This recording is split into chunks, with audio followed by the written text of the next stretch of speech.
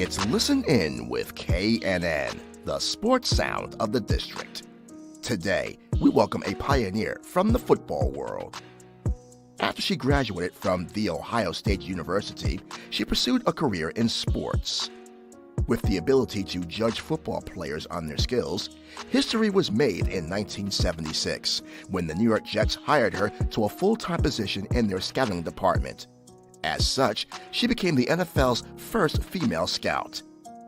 She was known as the Girl Scout by other Jets front office members and was instrumental in landing future prospects that became legends for Gang Green, such as Mark Gastineau. She's enjoyed life after football. 4 years ago, she wrote a book that touched on her experiences as the first female NFL scout. It's Connie Carberg. She joins this live stream of Listen In with KNN right now. Here's your host, Kelsey Nicole Nelson.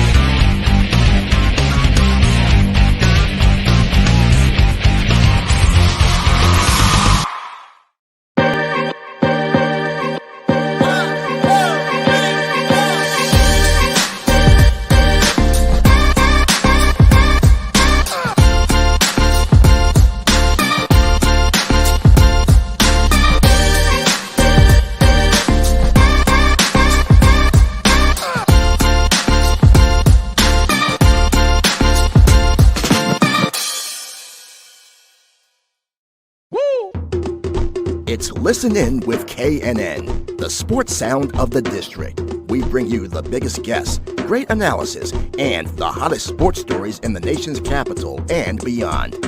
And we bring it to you live.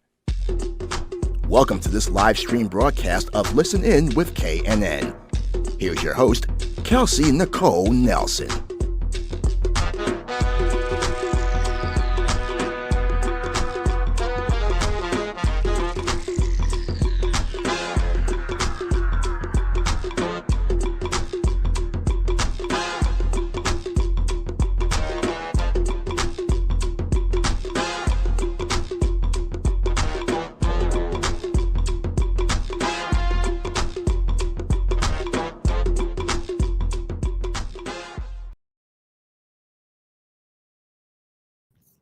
Hello, everyone. Happy Football Thursday, and welcome into another exciting live stream edition of Listen In with KNN, sports talk radio show and podcast presented right here on our home station, Fox Sports Radio, 96.9 FM and 1340 AM. And look, there's a big game going on tonight in Washington. We're going to talk some football. The New York Football Giants are coming in town, but I had to bring in somebody who knows the game very well. She's a fellow female, someone who loves sports and also made history while doing it. Joining me on today's show is none other than Connie Carberg. She was the NFL's first female scout, breaking barriers for so many without even trying. So excited to welcome Connie to the show for the very first time. So without further ado, please help me welcome Connie Carberg to the show. Connie, how are you today? So excited to have you. Thank you. It's a pleasure to be on here, Kelsey. I'm very excited. It's my pleasure. Look, you are like a legend, Connie, and you've done so much and remain so humble. So again, thank you so much for taking time out. So first off, I'd like to do a wellness check, Connie. How are you feeling? How are you doing? What's the latest with you and your family? I'm doing great. I'm down here in Orlando, and I'm right near my son and my daughter-in-law and my two grandkids, which is great. And one, just watching football constantly. I don't move from the chair, especially Saturday morning at 9 a.m. I start watching and then I go all the way through and I'm constantly watching. And then Sunday, of course, and now Monday, Thursday, you name it. That's why I love it. Exactly. We have football all weekend long through the weekdays. It's the best time of the year for sports fans, for football fans. This is our weekend. Don't bother me. Phone on do not disturb. I'm watching the game. I'm into the game. You're exactly right. Take it seriously. I really do. Exactly. Exactly. And then you're in Orlando, so I'm a little bit jealous because I know you're having some great weather down there and great sunshine. And also, Connie, speaking of your family, I got to meet on Twitter Lisa, your stepdaughter, who's a reporter at WTNH News Channel 8. So she says hello and very excited to have you on. Small world. And then, as it is totally sports and everything, and on TV, everything is a small world. And she's an amazing. I love Lisa. She's been wonderful, and she's been a help to me through so many years. After I met her dad, and we were married 40 years, and until he passed away. And she's just an awesome girl and just great to my son and his wife. And and she has a daughter, but she's a Jet fan now. Her husband played. She has to be. She has to be.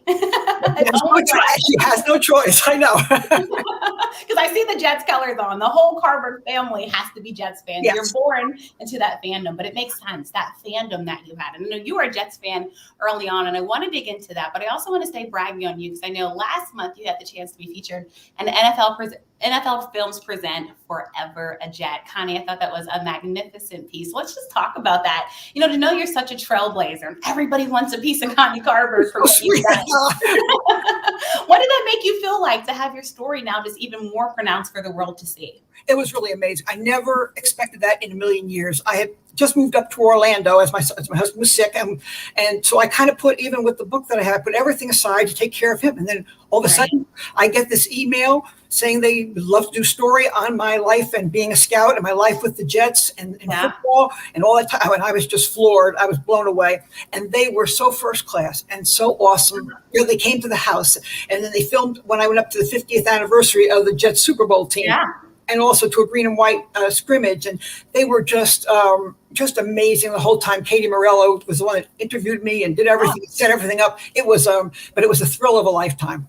That is so great to hear. And again, I love that story. If you haven't checked it out yet, I highly recommend you checking it out because Connie is amazing. And being amazing, it seemed like it started young for you, Connie. I know you love sports, growing up. You played a bunch of sports, but you really stuck to football. You studied football and began learning it. And I love this that I found out about you. You had an earth science teacher, right, that would stay after school and you would learn from him. First off, you had the coolest earth science teacher. I wish I was talking football with my earth science teacher. But talk about, how you kind of formulated that relationship with him and, how were you able to kind of form that bond with him to talk football, the game that we all love. Yeah, it's really amazing because I played all different sports growing up, and whether it was backyard or at school. And I just, at that time, there was nothing for women in football at all. It was just, that wasn't the sport. It was, softball, which is baseball or volleyball, basketball, swimming, you name it. And that was fine. But then my father and my uncle became the two team doctors for the Jets when I was 12. Actually, they were the Titans and then they became the Jets. And then my whole life changed. Because I said, well, I'm going to start to learn about it. Well, in junior high school, they call it, and I had an earth science teacher who was also a football coach, and he also would come to the Jet games with us. And so he explained so much to me, and I would stay after school, and I would correct papers for him, but he would also be explaining football to me. Multitasking at its best. Exactly. A great man named Paul Albert that was just amazing for so many years for me, and a great family friend. And that started because so many times when you don't understand, the other sports are easy to understand. Football can be kind of tough. People even when I was teaching football 101 later, the conception of how do you get a first down, the 10-yard thing, people, once they get that, they can start rolling. Right, you have to learn it, yeah. And back then it wasn't, but it all started back then in junior high and then going to all the Jets games. So it became a total passion and obsession. Yeah. And I think it's great because it sounds like your dad encouraged that, right? Because I think sometimes we'll hear dads or any men, honestly, sometimes trying to shy their daughters away from the sport. But it sounds like you had that encouragement because, again, you grew up in this football family. And so it was only natural and only right for you, right? Yes. And I had two brothers, an older and a younger. And we were always playing all sports. And I was out there with them, whether it was shooting threes in the backyard. We had like a little half basketball court or whatever we did. And so my dad had his office connected to the house, being a doctor, because he always wanted to. And so I was amazed that the patients didn't mind all the dribbling of basketballs and hearing all the kids. So he was wonderful about the whole thing through my whole life, as was my mom. And my mom was this, super feminine, a beautiful, classy lady. Yeah. And here I am, this tomboy and everything. But she, they were so great. And my brothers were awesome. So I was, very blessed that way. And I just didn't know any different. I just thought this was what you do. Right. You didn't know any differently. Yeah. No. And with going to the games as a family was just a great thing. And with the Jets. And then they were always over at the house growing up. This was the Super Bowl team. This was Joe Namath. Oh, okay. Jealous. So most people, he's right in your living room. You had all these greats, Connie, like able to touch them and learn from them and hear from them. I was like tennis partners with George Sauer from the Super Bowl team. They were I was a senior in high school when they won the Super Bowl. Yeah. So that was after losing so many years, and people always saying, "What's wrong with your Jets?" Right. And then to actually win, it was a thrill. It was so much.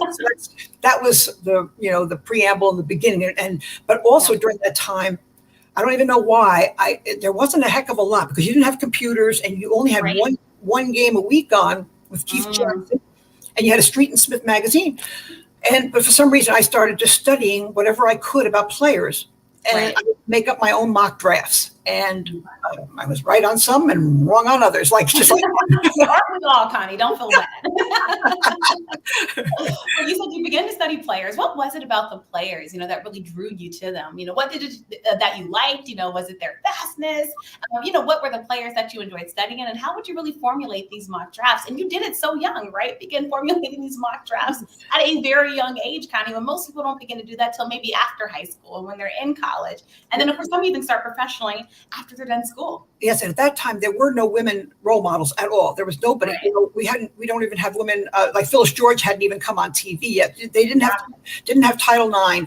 There wasn't anything. When I played basketball in high school, in the beginning it was 3 dribbles only allowed, and then 6-man basketball. Then it went to, and there were no scholarships yet. So again, it's a very different world. But you loved it and you played for that. So. What I really liked was passion. I love people with a lot of enthusiasm that have a lot of heart, because there's especially in football. You need that. That. You can have the perfect measurables, like I put in a computer and spit it out nowadays. I want somebody that's 6'2", 240 and runs a 4.640. Right. But that doesn't tell you anything. You see how many, when it's 40% of the league are free agents. We're not drafted, then know there's so much more than just what they call, measurables. Right. And that's so true. We see it all the time, right? Sometimes guys look good in terms of the measurables, but is their heart there? Will they give it all? You want to find those dogs, frankly, Connie, in football, right? If we're being honest, the guys that will leave it all on the football field. I want to take this quick question from the fans, from Jamal Cutler. I love this question for you, Connie. What do you think about the placement of football analytics when it comes to player evaluation? Wow. Do you see that a lot more now? I know. And, I'm old school. So I'm going to have to admit, people are going to think, I'm an old fogey and all that kind of stuff. But and I will say that, analytics, people seem to come up with some things, what you should do on certain downs, and, everything's written down there for you. But I'm also a believer in coaches and stuff that have a feel. Sometimes you just need to go with the feel. About whether, just like in baseball, I was watching last night the Mets thing, and they decided who should come up to bat, a lefty against a lefty, which you normally don't do. But the manager, Davey Johnson, had a feel for it. Right. Same thing with football, that you just see something that maybe it isn't what is written on there, that you should go for 2 or not or whatever. But inside of you, and you got to be willing to take whatever grief you get from social media and from everybody else now. It's a lot different than it was back in the 60s and 70s.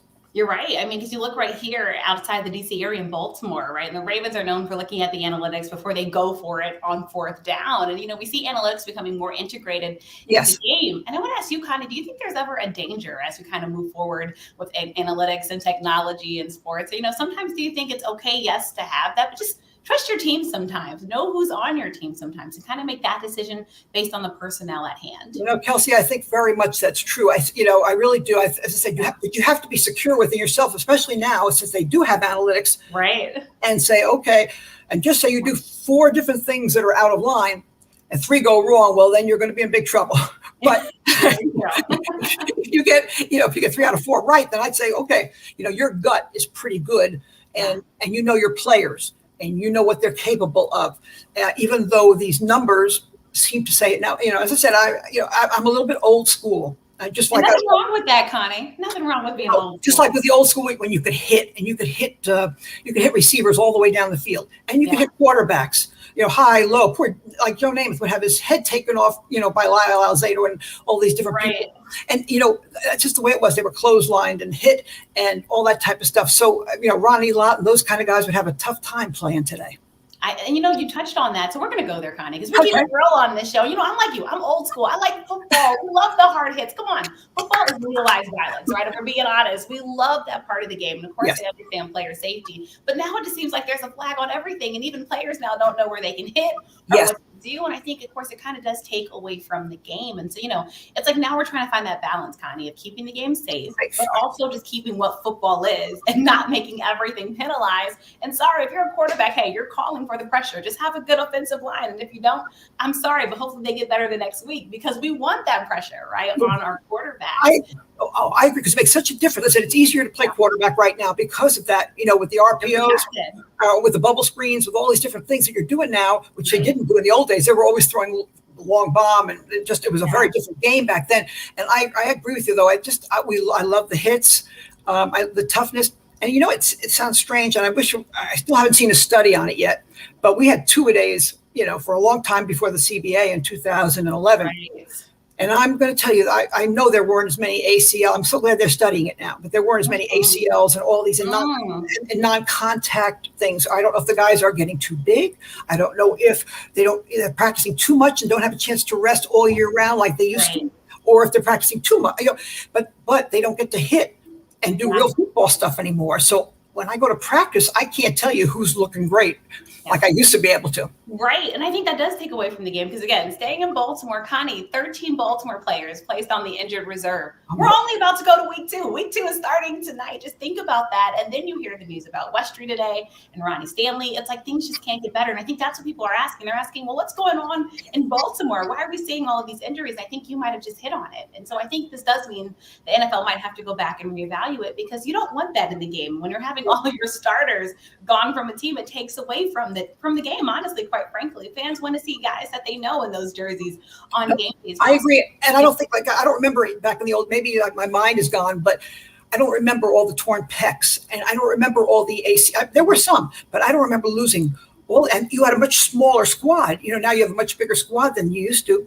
And back then they went from 40 to 45 to 50 to 53, kind of thing. Right. But, and so it's really weird to see the amount of injuries. I mean, the Jets lost half of their free agents, from Carl Lawson and Jared Davis, and I said LaMarcus Joyner. Almost half, at least 3/4 of the free agents that they signed are gone for the year. Yeah, just look at that. I mean, and again, it takes away from the game. We hate to see anybody get injured, but the question does have to be asked. Injuries were a large part of the game last season, and already we're seeing it this season. We don't want to see that in football. So I'm glad we touched on that. And Connie, again, just hearing your football knowledge, it's refreshing. But I want to go back to your childhood because you talked about some of the big names that you had in the house.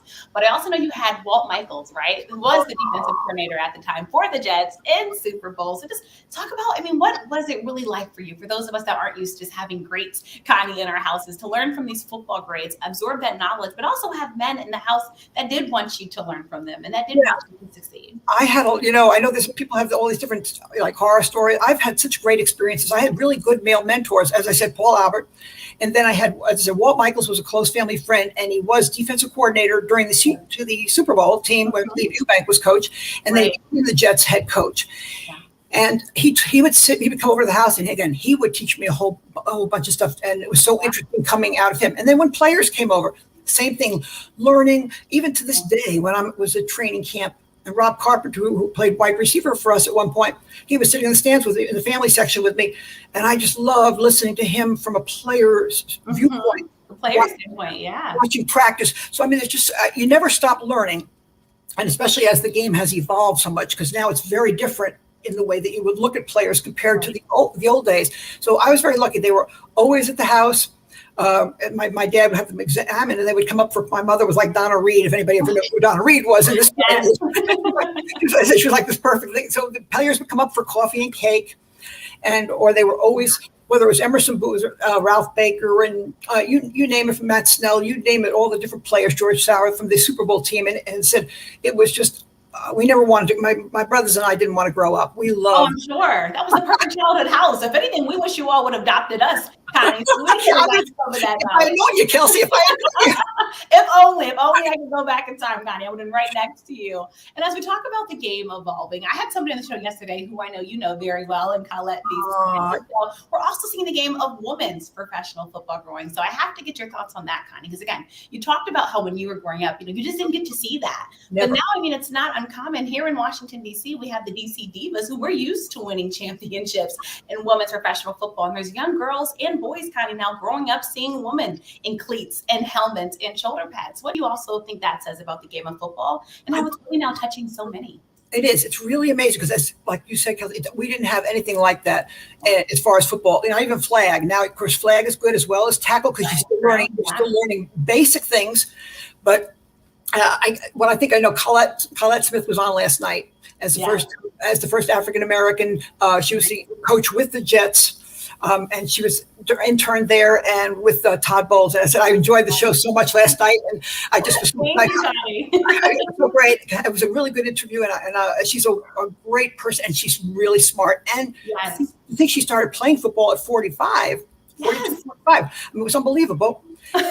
These girls are really playing. So you got the Jennifer Kings, you got so many different people, Lori Locust, and so many different people out there now, and Callie Brownson, and but Bruce Arians really started everything. Yeah. When he had Jen Welter come in, the very first person, back in 2015 or 16, it's almost like it opened the door. Mm-hmm. And then from now it's like, wow, it's really amazing. But as I said, you can have respect because they know the game. Like I just said, I didn't even play it, but these women really know their stuff. They do. They do. And they have a passion. They'll challenge any man. They're not afraid. Put me in the debate chair with them. And I think this is what we're seeing the game continue to evolve. And it's been refreshing now to see more women a part of football. And honestly, the world catch up to knowing that is a game for everyone. And kind of again, you are a blazing example of that. And just staying on your story, the Jets won the Super Bowl, which we discussed. Yay, because we remember that moment very well. But then you went off to college, right? So you had this great childhood. You have all these greats coming into your living room. And you chose an all-girls college, right? In Wheaton College. Yeah, you're right. You know your stuff. I had to be prepared for you, Connie. Again, history maker coming onto the show. And then, Connie, you transferred to Ohio State University, right? Yes. You loved the game of football. You were at Wheaton College. You said something's missing. And I want to kind of dive in on that. When you were at that school, what was particularly missing for you that made you say, you had to get a change? After I got out of high school, and then I went to Wheaton College, which is a beautiful school, 1,100 girls. It was an all-girls school, 1,100 girls, a liberal arts school. And again, I didn't know what to major in. I didn't know what I wanted. Nothing really appealed. I mean, and a real pretty school, as I said, everything else, but there was something missing. Besides guys. So they had mixers and stuff, but I wasn't that kind of, I didn't do well. Right, that wasn't your thing. So I decided to transfer, and that's when I put in, not knowing that it was going to be the best move of my life, going to the Ohio State University. Yeah. And I went there I went to 69 to 71 to Wheaton, and then 71 to 74. I took an extra year, which was fine. And I went over to Ohio State and became president of my sorority. And got everybody involved. We would march around the place before the games, and it was great. And that's when kind of my life also turned, because I found out where the team was eating their meals. And I had the book by Woody Hayes, who was like the Nick Saban of today. Yes, for sure. Right? And it was called You Win With People, and I still have the book. And I went over to the Union, and I waited for them to all come out. And when he came out, I just went over, and I'm a pretty outgoing person. And I went over and introduced myself to him, told him about my love of football, blah, blah, blah. And he said, why don't you come on over to the stadium and we'll meet. So I said, are you kidding me? Yeah. So I thought, I'll be there. What time? When do you need me? Exactly. And my sorority sisters, I had them doing my, home ec stuff. Anything that I had, they were doing my work for me. They were so good. My ZTA, I got to put a plug in for ZTA. But then went over to the stadium, met with Woody, with Coach Hayes. And at the time, like he said, there's nothing right now, which there wasn't in that time. But he said, I don't want you to give up on your love of sports. Because I figured, well, when I graduate, I'll teach, and then I'll coach girls sports after school. And he said, that's fine. But if you have such a passion, he said, listen, what I want you to do is come to practice every day that you want. Come here, whether it's open or closed. He said, talk to the scouts that come to talk to coaches, talk and learn. And of course, I took him up on that. And he was amazing to me the whole time, Coach Hayes. That was another great male mentor that I had. That's amazing. And have especially somebody like that tell you to come to practice whenever you can. I'm sure college was never the same after that, right, Connie? No, I didn't care about anything else. And in fact, my father met him. We'd gone out to eat at this restaurant, and there was Coach Hayes, and we met him. So my father wrote him a note afterwards and said, Coach Hayes, thank you so much. Hope sometime I can come to watch practice again. And he wrote back, which I still have the letter. He wrote back and said, yes, you can come to practice, but only if Connie's going to be with you. So, that's the way he treated me. And there were different things where it ended up kind of tough with him, but with me, as I said, he was awesome. Oh, Connie, that makes me so happy. And again, I think it just shows that people betting on you and taking that chance and at least giving you an opportunity. It matters. It makes a difference. And of course, we knew what you went on to do. And we got to get to the Jets portion of the show. I know the Jets fans want it, but before we get there, since you did go to the Ohio State University, and we'll be friends to the show, Connie, because I did go to Maryland. So, right now we have a little beef in the Big Ten. You got two his brother. Yes, we're very excited for that. So he's changed our football culture. He sure has. In Maryland, but I had to check on Ohio State fans, Connie, after that Oregon game. Is everything fine? Is everything good still? Can you give them a scouting report, Connie? I know. People are asking what's next. Well, first of all, we're spoiled by Justin Fields. You got to, okay. You're going from a guy that was superb and everything like that, and just a warrior and everything about him. And now you're going with a young kid who's looking pretty good in C.J. Stroud. Yeah. And you have two great receivers in Olave, and Garrett. But the defense right now does not. We had a Bosa. We had Chase Young. We used to have all these linebackers, even stuff, and we always had great defensive backs. And right now, that seems to be. So I know from what I read too that the coach is changing up the defense. We'll see what happens now, but. It's hard. It's hard when you're recruiting and you're changing your quarterbacks over after you had somebody that was so good. Right. I mean, you guys have been spoiled, right? The rest of us have had to hear how great you are the whole time. So now we're like, you guys know how the rest of us feel. All right. So welcome to reality, Ohio State fans. But hopefully they are able to bounce back. So sorry I had to go in your school, Connie. But again, that's okay. I'm calling a bounce back, Connie. It's not over, Buckeye fans. I wish the Jets could have had the half the success, or even 1/4 of the success that Ohio State has had. So I'm spoiled. Yeah, let's touch on that, Connie. We might as well just go to the now, because the Jets, of course, the Jets fans are saying, look, we want to change around the history, the culture. Right now, they just want to win, like every team does, Connie, and every team wants to reach that pinnacle. So let's talk about this new era of the Jets, new quarterback in town. We see the wide receiver core. What have you liked so far? I know it's only been week 1 of football, but as we prepare for week 2, we've got the home opener. I saw you retweet. We're excited the Empire State Building will have that Jets on Saturday, Connie. So tell me what your scouting assessment has been so far of the Jets, and how to turn Sunday into a win. This is a very. I don't expect. See, I'm not expecting a lot. All these people say, "Oh, we're going to go to the playoffs." I don't expect that much this year. I really don't. I think we are rebuilding. And we need with Zach, and the offensive line still has to gel and get together. Now we lost, Becton, so we lost our offensive tackle. Yes. Okay, already. So now we got to switch 2 tackles. Elijah Vera-Tucker that we drafted in the 2nd round was supposed to be about plug and play at guard, and the poor guy, he was out the entire preseason. So last week was just his first time back. So we still need help there, and we have so we finally have some receivers, which Sam Darnold never had any kind of receiver. Yeah, weapons Zach Wilson has now. So he has that back. I only worry about Zach that he was injured, with his shoulder, and in high school had an ankle, because he's 6'2". People think he's 5'10", but he is 6'2", over 6'2". Right. But he's not big, like say Justin Fields is thick and big that way, kind of thing. So I just don't want. I want the offensive line to please protect him like they used to for Joe Namath at all costs. You protect the passer. We would say no matter what, that comes first before anything else, is to protect him so that because last year 15 teams out of the 32 lost their quarterbacks. That's why O-lines are so important. You can't be cheap when it comes to offensive line. You need to pay the men, because you need to protect your quarterback. Because I think it's someone like Joe Burrow, Connie, right? Yes. You think about, just the injuries and what could have been different had he not got injured. And again, super talented, but your O-line matters. I mean, there's no other way to put it. And especially with the young quarterbback. So that pressure's not always coming. You want to give them hopefully as much time as you can in the pocket to make those smart decisions. Exactly. Because even though quarterbacks are more mobile, they still have to be able to throw from the pocket and stand in the pocket and be accurate and take a hit. Yeah. So, they still have to be, so you want as few hits as possible.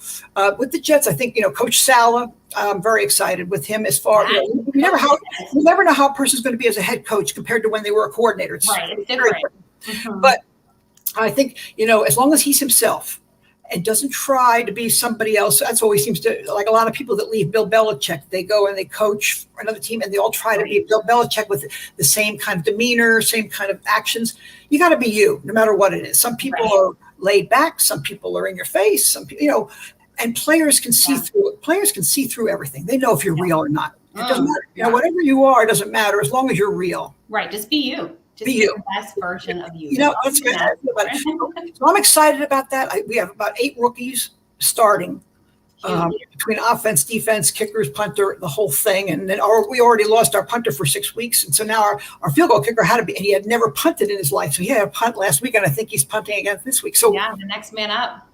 It's amazing. It's just unbelievable. So as I said, I'm excited, but I'm looking forward for one more draft, one more free agency next year. And then I think that's when I'm going to expect more next year.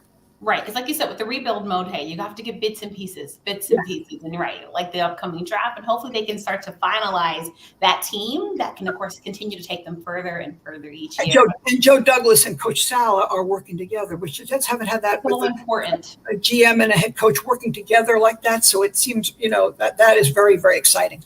So important. And as we talk about young quarterbacks and coaches that are real, I got to ask you about our team here in Washington, Colin. Yeah. We're based here in DC. I've seen Washington football team jerseys all day long, and also a lot of Giants here in DC. There's a big game tonight. We're all super excited for it. NFC East. Now, Connie, everybody's making a joke of the NFC East, calling them the NFC East. I know. But we're looking at Washington's defense. Everyone's talking about Washington's defense. Yes. The young quarterback in Taylor Heineke, who the world is still getting to know, Connie, quite frankly, right? I mean, yeah, he wasn't drafted from Old Dominion. The guy's, been around. Now, I looked it up, Mike, because I didn't know it off the top of my head. But I mean, he ran a 4.67, so he's got nice. It's one thing he can do is escape and stuff like that, which is good. So he is a little bit mobile. Yeah. As far as that's concerned, but he's not real big again. But you have the defensive front four. The one thing about the Washington football team, the last 4 years, 2017, 18, 19, actually 5, you've taken defensive linemen, and they're all, whether it's Montez Sweat and Chase Young and Payne and I can't think of the last guys right now, but you guys hit on all your number one picks except for Haskins. Right. But so you got your whole defensive line, all number one picks. Oh, Jonathan Allen, that's who it was. That's right. Yes. And so they're all number one picks on your defensive line. Mm-hmm. And so I think, that's the whole thing. They have to I didn't see the game last week, but they said that, they didn't get the pass rush that they needed to get. They didn't. Yep. Right against the Chargers. Correct. Right. And then we saw the ending of that game, but I think many said Justin Herbert just threw for way too many yards. You want to get the pressure. They're expecting to bring that pressure on Daniel Jones. So do you think this game is a game that the Washington football team can win when you look at the Washington football team and what the New York Giants have shown us so far, Connie? Yeah, they can win. I thought the Giants had a great defense. I thought they didn't show as much last week, but So they were. The first week is always so hard to judge. I mean, people know exactly what they're going to do. And Daniel Jones, if he holds on to the ball, he throws some really nice balls, and he is again mobile enough and that kind of thing. They have two good receivers. They're missing Ingram at tight end, even though he drops a lot of passes, but they're missing him right now. Right. So, they don't have a great running game, so they're hurt by that. So the other teams can come. Washington should be able to tee off a little bit because they don't have a great running game. So it's kind of even there. Even though I heard Daniel's like 4-0 against Washington so far. It's crazy. Last season they swept the Washington football team. People like of all teams to beat the Washington football team, the Giants right now are the kryptonite. They're trying to get over that kryptonite. And I said I'm rooting for Washington. When I grew up, the Giants were the established NFL team, and the NFL looked down their nose at the AFL. Yeah. So we were the AFL team, and we had lost the first 2 Super Bowls. Now we come, and they're laughing at us and making fun of us. Then the third one comes, and Joe Namath guarantees it after being 18-point underdogs. Right. Our defense is number one. We play great. We win that. But then we played the Giants in a what they call preseason game. At that time, they had a lot of them, and people did play in them. And that was at the Yale Bowl. And we went in there and we just slaughtered them. In fact, Joe Namath and some of the others said it was more important to them as far as owning New York. Oh, yes. Beat the Giants. New York, right? So we were definitely kings. Between the Super Bowl and then beating the Giants, that was probably one of the highlights of my life. Oh my gosh, I'm sure. And like you said, establishing the true kings of New York. Connie, I love this question as well from Jamel. Can Cam Newton save the Giants? I think many questions have said, where should Cam Newton land, right? And as we're looking at possible teams, people in Washington, Connie, every day I get to, hey, do you think we're going to get Cam Newton? Do you think we're going to get Cam Newton? But the Giants, this is an interesting one. Do you think he might be the quarterback of the future for them? I can't, he doesn't, I really don't know if he has it in him. Now, if they're going to get rid of Daniel Jones, he's not going to be willing. I don't think he says he would be, but as he said, he would be a distraction to some degree. As far as a backup, you have to have a certain kind of makeup, to embrace that backup role.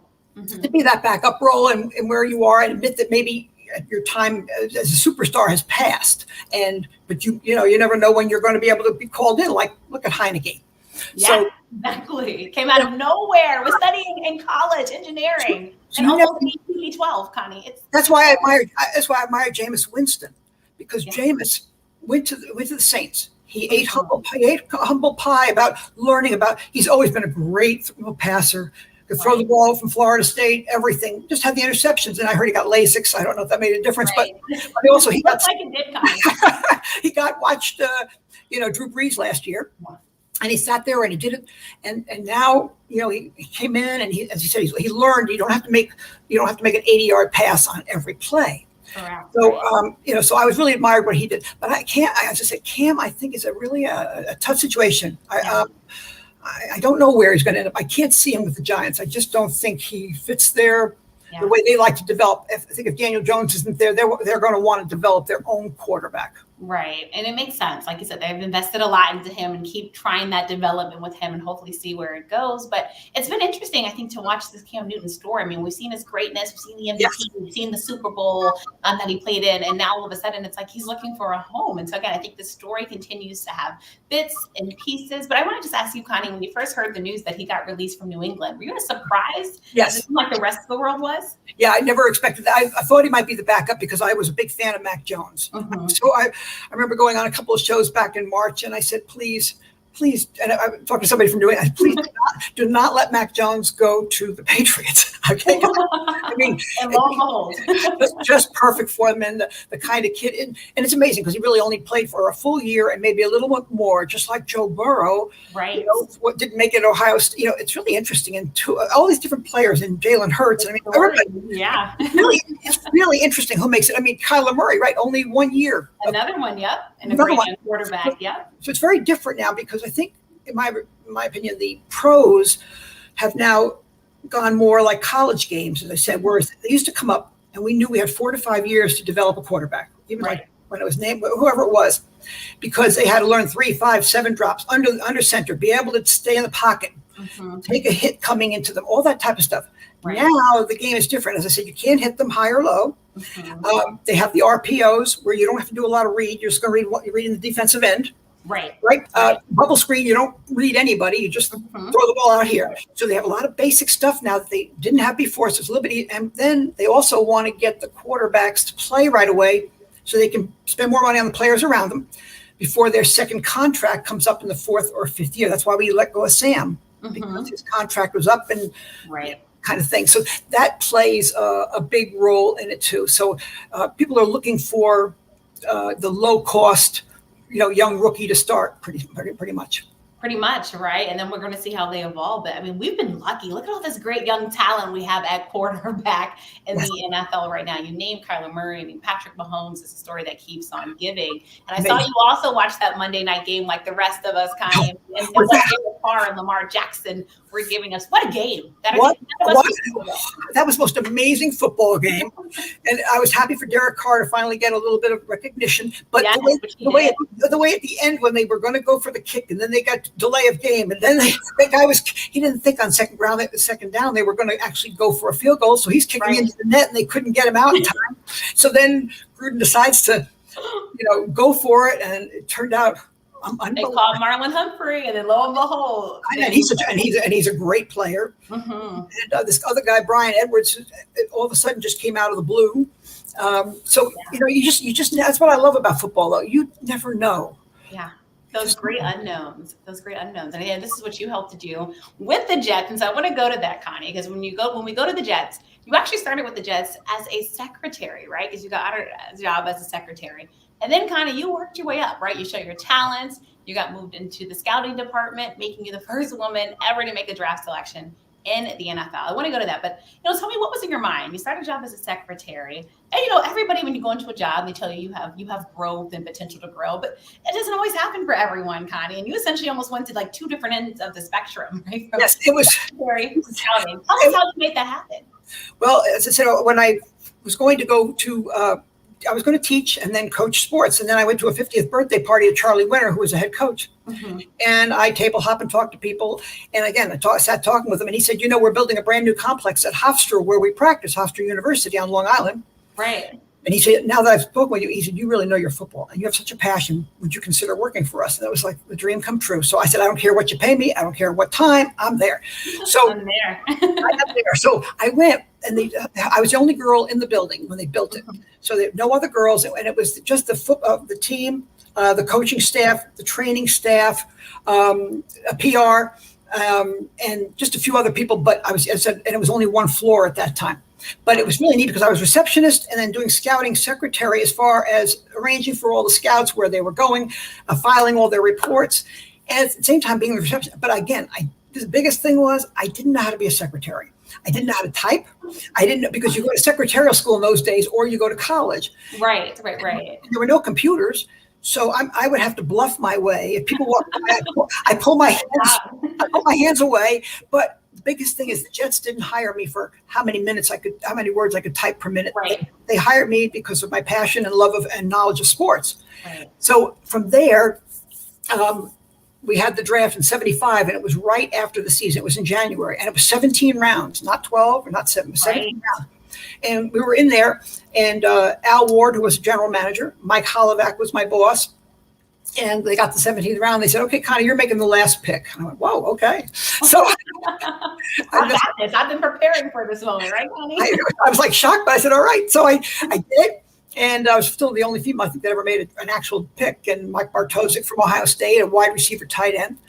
And then from there, I started grading. It was reel to reel. And you would grade film, any films that came in, because they didn't have tapes, they didn't have VC, all this kind of stuff. Reels that we see now. You didn't have YouTube. So I would do that, and I would look at the players, and I would write up about them, and that would go in the book as well. And then, as I said, and then one day we were doing game plan back in the locker room. That's where we used to do it, and we were typed inside the helmets. And we were all eating back there. And Al Ward, there was another woman named Elsie that came to work there with me. And so there were two women that were there. And she was the head coach's secretary. And she taught me a lot when I had to bluff my way. And so we went back, and so Al Ward said, Connie, we want you to do some scouting. I went, oh, okay. So they sent me out to Ohio State. That's how it was. I mean, it wasn't like, let's have a big press conference or let's put it and everything. If Dick Young, who was a great writer, hadn't put it in the paper, and then when I went to Ohio State and down to Florida, so if they hadn't written those articles, it probably would not have gotten known exactly, just by word of mouth. Right. But because they did it, that I had all that, and when my son decided to make a website for me, he put that all in, and that's how this all kind of blossomed, which at my old age. Oh my gosh, yeah. So it was really amazing. But so I started doing that, and so I did the scouting. They sent me to Ohio State, and of course Woody Hayes was great to me. He gave me carte blanche on everything. Yeah. And down to the Orange Bowl and up to Boston College, and then local schools, and then the Jets were the first team. Yeah. To start bringing players in for physicals. And I think it was 78. I'm not sure if 78. Okay. And they brought in about 100 players into Lenox Hill Hospital. Yeah. And we would interview them. And my uncle Jimmy would also be examining them, and the trainers. That was the first time. That was pre-combine. So it was really the first time the Jets were ahead by naming me a scout, and they were ahead of the always turning that needle. And when you think about the Jets today, even when you have someone like Salah, the first Muslim American. Exactly. It was, and we even had a woman owner. People probably didn't know we had 4 owners at the time, or 5. We had Mr. Hess, and we had Mr. Islin, and Mr. Lillis, and Townsend Martin. We had 4 owners. And as soon as Mr. Lillis bought it, he passed away. And so his daughter, Helen Dillon Springborn, she became an owner. So we actually this is way back in as I said, in the early 70s, we had a woman owner, which was unheard of back then too. Right. And even now, think about it. Unfortunately, we don't hear enough of that. We're still pushing for women. Yeah. And she was great. She was really nice. So it all started there. And then, as I said, I went out to the different places and scouted, and things were okay. And then Mr. Hess, who was the owner, great guy. But he was much older, and you have to remember, you got to put yourself back into what was the 70s. It was just, this happened. women were not a lot of places and doing a lot. Only Phyllis George, as I said, and then Jane Kennedy were on the NFL Today pregame. Right.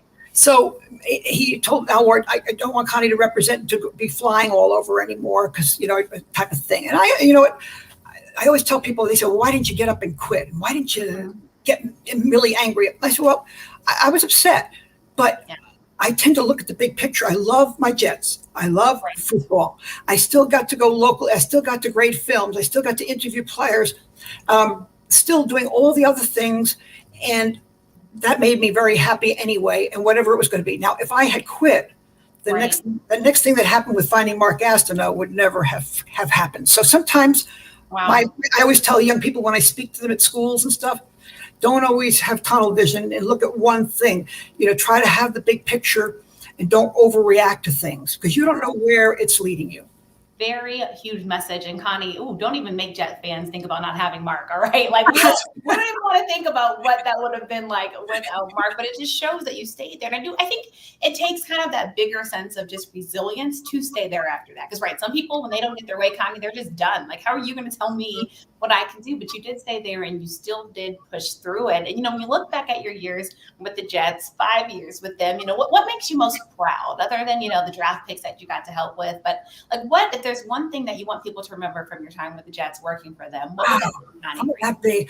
I think my thing was, I was always greeting all the players and taking care of them all. And I think making them, and if you talk to Bruce Harper, who was a running back, he said that he was a free agent. He said when he came in, he was scared to death, and he's 5'6" and from Kutztown State.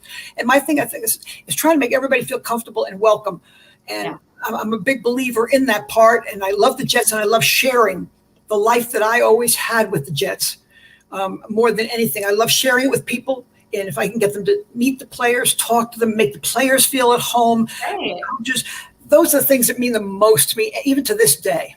Oh, so well said, Connie. And just to further dive into just how great you were when you were doing what you were doing with the Jets, right? We're talking about, you said game tape, reel to reel, right? And then you're doing player reports on paper, tucking it into file cabinets. I don't think there's people that might not even know what the real tape is, Connie. I mean, it's crazy, but you think about how easy it is now, right? Because of technology to kind of type stuff in and it saves somewhere. I mean, it took even more time, and you had to really love your job to be doing that, right? It was probably twice as much work. It was, and the other part was trying to find players. Just say you needed to reach them to bring them in for physicals or to talk to them. No cell phones. There's no cell phones, no answering machines. So you had to try to find them. So if I was bringing somebody in, say from University of Alabama, and I got a hold of Tony Nathan, and I knew he was a reliable guy, I could tell by talking to him on the phone how he was. I said, could you please go get Barry Krause and a few other guys? And then so we can get you all up here for the physical. That's what I would try to do. Or if they need me to try to locate, that was always my favorite thing too, to try to locate players. If I find, because it was, again, they didn't have phones in their rooms, and they weren't all in sports dorms. So again, it was a very different world. Yeah, to say the least, a very different world. But again, you got to do the job that you loved, and you got to help the Jets with so much, and we're thankful for you. And speaking of which, I know you go to every Jets training camp, right? Until COVID wouldn't let you be great, Connie, right? I mean, 55 straight years until COVID ruined it. And then this year I was touch and go. I said, do I go up? I was vaccinated, everything. But I said, do I go up? Do I take a chance? How I said, and it was funny. A friend of mine went to practice. Ira from Staten Island. He went to practice on Friday, and I talked to him. Then on Saturday, the NFL Network had all the training camps on. And so I watched it, and I said, I can't miss out on this. I don't care what happens. I got to go. So I went up, and, they have a lot of protocols as far as stuff. But the Jets treat me so well, and let me sit with family, and got to see a lot of people, and it couldn't have been better. I'm so glad that I went. So I only have missed the one time now in 56 years. Oh my gosh, that is so great. And we're going to count 56, all right? We're not counting that year because you would have been there, Connie. And I know you were there in spirit, so that's why we're going to count and make it 56. I was there all the time, and they were great. They were really amazing. And it's great to see that you're still so in touch with them and close with them, Connie. I'm sure on draft night, you're probably like the rest of us, like, come on, Jets, make this pick. make this pick, right? Like, I am. It's really funny. You sit there and you always hope it seems like they never always, pick the ones that you might have in your mind. There's so many guys and stuff, but it turned out great. I was very pleased. This draft seemed like it's a really good one. Yeah, lots of great talent that we got. When I was working at the Jets, we didn't have great records the 70 to 80 when I was there from 74 to 81. But the 76 and 77 draft that Mike Holovac, who was amazing, out of those two drafts, we got so many players that's where we got, Joe Klecko and Abdul Salam and Marvin Powell, who's like the best tackle I've ever seen. Wesley Walker, one of the best wide receivers. Richard Todd. I mean, I can go through the whole name. Greg Butler. We got so many guys in those two drafts, and that's what's so important. Then we filled it in 78 with a few more guys, Bobby Jackson and a few more. And then 79, we got Marty Lyons and Gastineau, did the sack exchange. So now we had the sack exchange, which was unbelievable. Yes. Oh, great Jet memories. As we're talking about this, Connie, when I think about fan bases, the Jets probably have one of the most passionate fan bases. Let's talk about those Jet fans. I mean, you're included in that group, Connie, as a Jets fan. But, what just makes Jets fans, what makes them so special, Connie? I mean, what makes them stand out? Why do they love their team? They are loyal. Jets Twitter and Jets fans they're so loyal. It's unbelievable. They just, and it goes from generation to generation. Whether, they're not bandwagon fans. No, they're there for their team. They ride for their team. They are the most loyal, and whether they hurt, we've only won one Super Bowl in all these years, and that, back in '69. So a lot of the fans have never experienced. Now we've been to a couple of AFC championship games, 2 under Rex Ryan, 1 under Parcells. So from '98 to 2000, and then 3 playoffs when Chad Pennington was there in the 2000s. So we've had some good times, but the last 10 years have been really tough. But they stay there. That's what you want. You want fans. It's like a relationship, right? You want somebody who's going to be there through it all, the good and the bad times. But you know what? There's light at the end of the rainbow, Jet fans. Don't give up, all right? No, never. Just like Washington last year, how Washington came and ended up winning example, Connie. I give that example all the time. Like Washington, Washington football team didn't have a name. People were trying to figure out. I mean, there was so much going on. There was unfortunately, some of the scandal that went on before the season last year, and then the quarterback saga that happened. I mean, a winding carousel of quarterbacks. Like there was nothing consistent. And then lo and behold, of all teams, the Washington football team emerges in the light. Chase Young turns out to be everything that everyone thought he would be. And then again, a guy named Taylor Heineke was able to make this team look like that they could be a Tampa Bay Buccaneers team that went on to win the Super Bowl. I mean, you can't make this stuff up. It's really amazing. And then Terry McLaurin, of course, was a Buckeye. But I was just reading that today, that he's played out of 31 games, he's had 10 different quarterbacks. So you can think about that. How hard. You're not going to leave that long, Connie. But, you guys did great. Like with you took a guy like Logan Thomas. Was a quarterback in college, tight end, and that was back in 2013 or 14. And then he bumped around a couple of different places. And then when he went to the line, they switched him to tight end. And he found his place. He did. Because he's big, 6'6", 250. I mean, yes. And did a good job last season at tight end. I mean, it's changed the game. And if I'm Taylor Heineke, especially tonight, Connie, I'm looking for Logan Thomas on the football field. And I don't know if Antonio Gibson, if he's hurt or if he's healthy right now. But in college, I was hoping the Jets would draft 2 years ago. But and he was they switched his position too, also. So I think. But if he's healthy, he is a really good player. He's a weapon. He's a weapon. What the fans have loved and adored him. And of course, even in that first game, you think about how much a difference maker he is on the football field. And talking about difference makers, Connie, you are a difference maker in the game of football. I want to talk about your book, X's and O's Don't Mean I Love You, the untold story of the NFL's first female scout. Let's talk about this book, writing this book, and what we as listeners and viewers who haven't gotten a chance to read this book yet, what will we get from it? Well, as I said, I had no idea that I was going to have a book. And I had a young lady named Elizabeth Meineke contact my website and said she'd like to do it. And when I spoke with her, I didn't know her, as I said, but she had the same philosophy of life that I do. We weren't looking for scandal. We weren't looking for negative. There's so much negativity out in this world. Too much. And I've been very blessed. And I told you, I like to share my blessings and let people know there's a lot of good out there. And so I like to tell the story of coming up, my family and everything else, and then football and scouting And it's just a nice little, it's a positive pool read. So she did a great job. And as I said, she portrayed it the way, and the whole, the whole thing. And she spent like three days with Gastineau. We went to his house with he and his wife and spent time there. The Jets were amazing.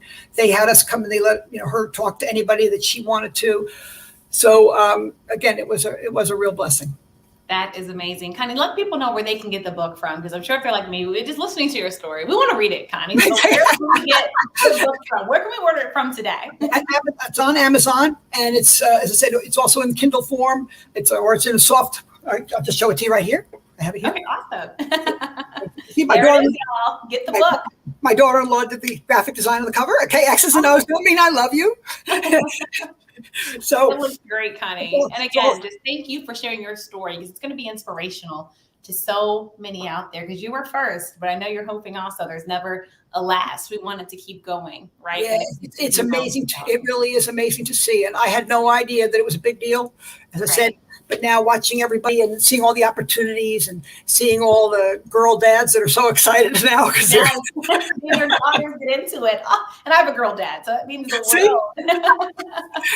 So let me ask you, Connie, to any female out there who's interested in scouting, what advice would you give to them as to how they could hopefully have a life like yours when it comes to hopefully working one day in the NFL? Yeah, and there are a couple now. There's Hannah Burnett. She's with the Giants. There's Kelly Klein. There's a few people making progress. Yeah, there are now, and there's all different ways. Like as I said, if you're in school and you're in that either sports administration or whatever it is, if you can, your internships are probably the number one thing. Right. Get an internship, whether it's with a team, a league office, anything. And you never know. I always tell the kids, you never know who's going to spot you. It only takes one person to believe in you. So true. And then. You may not know exactly. You might do something with strength and conditioning or coaching or sideline report. It doesn't matter what, but then it may lead to something else. You never know where. And the other thing I would also recommend is don't be afraid to start at the lower levels. Right. Start doing some write-ups on high school players and see how you do. College players, see how you do first. Write them up so you have something. And then you could say, wow, maybe I do have a knack for this, because this guy turned out okay. And this guy, I wasn't wrong on this, because you're always going to be wrong on at least 40%, I would say, because everybody is. But I'd say if you want to do that, that's why I would say, don't be afraid to start lower. I mean, look at Robert Saleh, the coach of the Jets. He quit his job and took him 20 years to get where he is. So, we can't expect everybody just to jump right into the pros. Don't be afraid. You start lower, work your way up. Yes, and I'm like James. Congrats, Connie. I can't. Thank you, James. Thank you, James. We're all excited for the book, Connie. Again, thank you so much for giving me this hour of knowledge. I can speak to you all day, Connie, especially when it comes to football. This went so fast, Kelsey. You're so easy to talk to, and I love. I appreciate that, Connie. I feel like we've known each other. And to the audience, this is me and Connie's first time meeting. All right, yes. This has been a phenomenal interview. I've so enjoyed you. Before I let you go, because we're in DC and because the fans are asking, Connie, give us who wins tonight in your final score prediction. Okay, just don't go by me, people, because I'm the worst person when it comes to. I guess being a Jet fan, you get scared. Connie, don't worry. We won't hold it against you. I'm going to pick. All right, I'm going to go with. Let's go with 21-17 Washington. Ooh, another close one for Washington, but this time you have them winning, because if you remember the last game. I'm hoping you will. I got calm streets in DC, Connie. People were very sad after that Chargers loss. It's a long season. And everybody's got to realize that, just relax. Like Aaron Rodgers says. Yes. Aaron Rodgers, I know, guys, it's okay. It's a bad I know. I'll bounce back. And actually, before I let you go, Connie, what did you think about the extra game that the NFL added? Were you a fan of it, or are you kind of opposed to it? I'm not playing, so I'm fine with that. We love players feel differently. More games the better. And they do so much less during training camp. In the old days, when they used to have 2-a-days and hitting, and they had 6 preseason games, and everybody played. Then they went to 4, and everybody played about 2 of them at least. Now you're down to 3, and nobody plays at all. No, you're like, where's the starters? Where are you? You join practices, but you're not allowed to bring a guy down to the ground. So as I said, the extra game, their bodies, I think, should be able to, by the less amount that they're doing. And yet I keep seeing so many injuries. So I wish I had the answer. I don't have it. I know. Well, Connie, when we do get the answer, look, might get paid for that answer because everyone's looking for it, right? They just need that magic answer again. Connie Carberg, thank you so much for joining me here on Listen In With KNN. I hope you enjoy Sunday, Florida, and I hope you enjoy football tonight as well as football this weekend, Connie. Oh, I'll be watching all night. You know that, and all the way through. Thank you, and thank you so much, Kelsey. It's been a pleasure. Thank you so much, and the best of luck to you. Oh my gosh, thank you so much. Means of the world, Connie. Thanks again so much for joining. Have a great one, Connie. E-T-S, Jets. I had to do it with you, Connie. You got me hyped and excited, and that's why we love Jets fans. All right, Connie. That's it. Got to end on that. Have a great one, Connie. Definitely hope to keep in contact. Bye. Bye-bye. All right, you all, again, just hearing from Connie Carberg, an amazing woman, the NFL's first female scout. Again, just put that into perspective.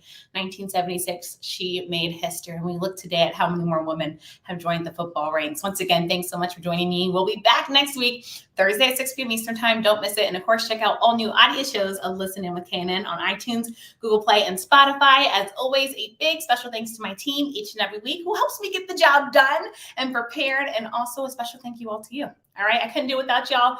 Enjoy football this Thursday. Why don't you put in the comments who you think is going to win and the final score prediction. All right. In DC, hopefully Washington can get it done. I know many fans are already headed up to the game. Excited to see that. But again, football is back and we're basking in it. And also be sure while you all are tuning in to catch me Sunday, 11:45 a.m. on the Draft Network, The Money Down. So excited to be hosting that. James, thank you so much for the comments and love. And you all, the comments mean the world to me when I'm reading these during live shows. So please keep them coming. Tell a friend, tell a friend, tell a friend again. The more, the merrier. You guys are all a part of the show. All right, y'all. See you next week, Thursday at 6 p.m. Also, shout out if you're in DC, I'll be at some college games this weekend. So hope to see some of y'all there.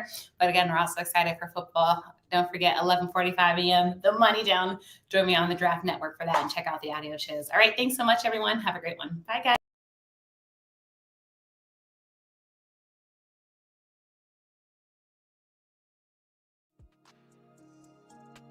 Follow Kelsey on social media at The Real K Nelson. Catch episodes of Listen In With KNN on YouTube, on air at AM 1340 and 96.9 FM Fox Sports Radio, on Facebook and Twitter, and online at KelseyNicoleNelson.com. Thank you for watching this live stream broadcast of Listen In With KNN.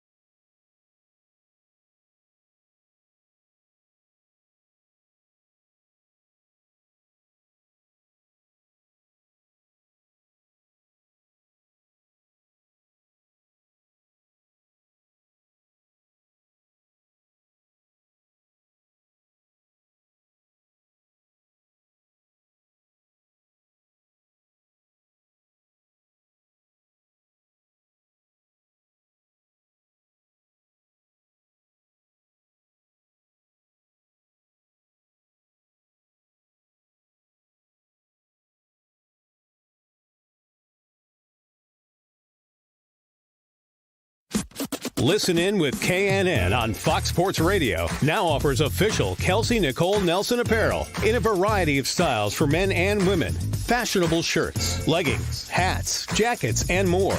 Order now and get 15% off and free shipping. Just enter promo code KNN. Get your Listen In with KNN wearables today. And check out Listen In with KNN on Fox Sports Radio with Kelsey Nicole Nelson.